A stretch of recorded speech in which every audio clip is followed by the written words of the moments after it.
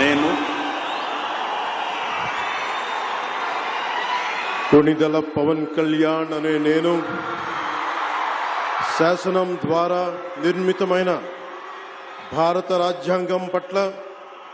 నిజమైన విశ్వాసం విధేయత చూపుతానని, భారతదేశ సార్వభౌమాధికారాన్ని సమగ్రతని కాపాడుతానని,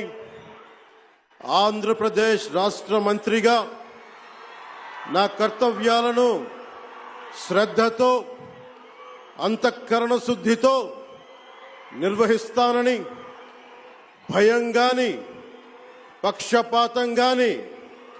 రాగద్వేషాలు గాని లేకుండా రాజ్యాంగాన్ని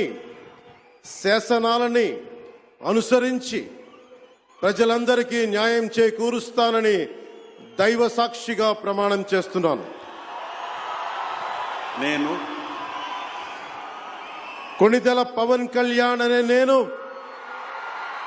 ఆంధ్రప్రదేశ్ రాష్ట్ర మంత్రిగా నా పరిశీలనకు వచ్చిన లేదా నాకు తెలియవచ్చిన ఏ విషయాన్ని నా కర్తవ్యాలను సక్రమంగా నిర్వహించేందుకు